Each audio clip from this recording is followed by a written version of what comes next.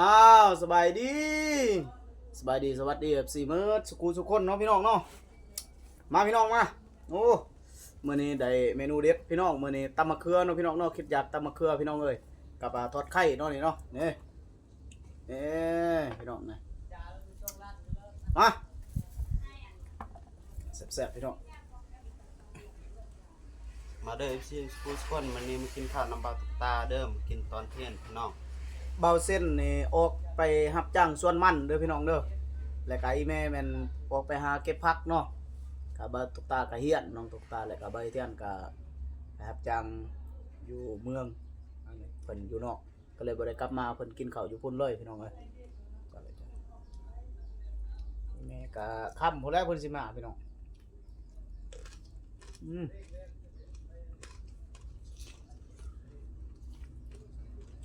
ขอบใคร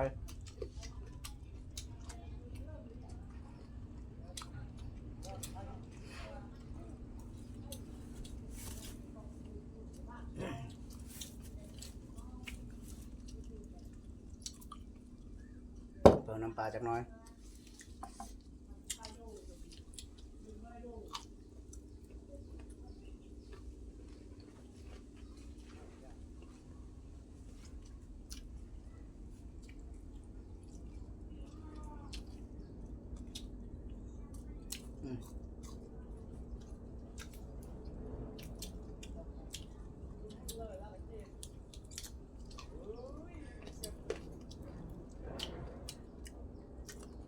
สิจะพูดว่ามันมะเขือยังมันมะเขือตัวนี้เนาะพี่น้องเนาะ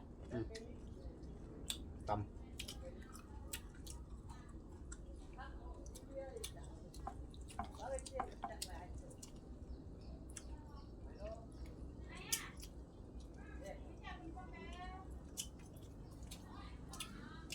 กล้วย แซ่บๆพี่น้องมาเด้อพะยัก FC มาสกอนสกูสกอนเชิญมากินน้ำกันเด้อกินตอนเที่ยงพี่น้อง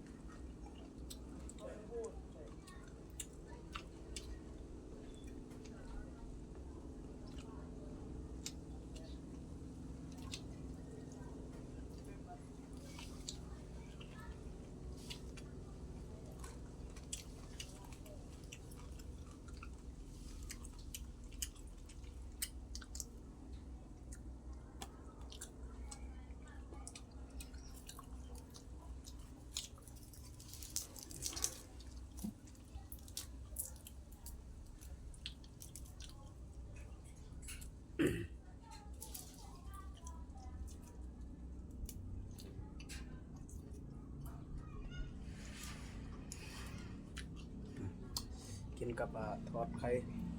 สุดยอด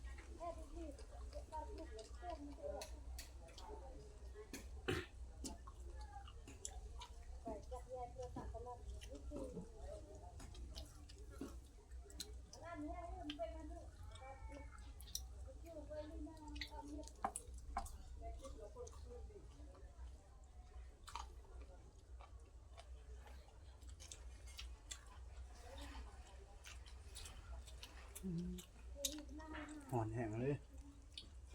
กัดเมื่อคืนนี้มีฝนตก2 เม็ดตกน้อยเดียวนะ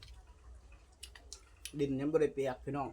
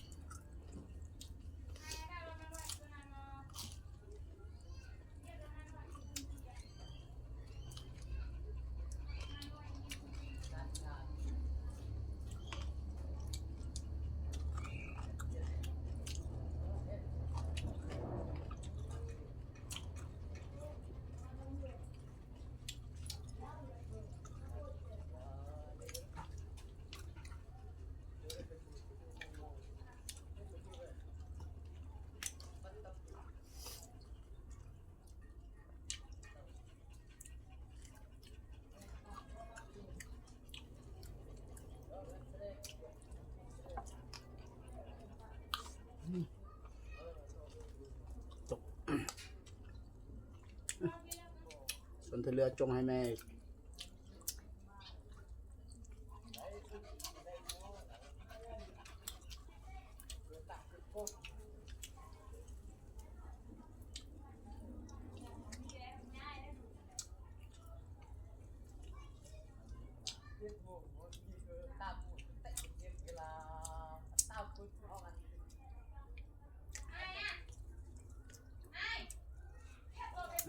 คลิปนี้ขอจบเท่านี้ก่อนเนาะพี่น้องเนาะก่อนอื่นก็คือเก่าพี่น้องฝากกดเป็นกำลังใจให้แม่น้องๆแล้วก็ใบเทียนเนาะพี่น้องเนาะเอา ก็กล่าวคำว่าสวัสดีและสบายดีเนาะบ๊ายบาย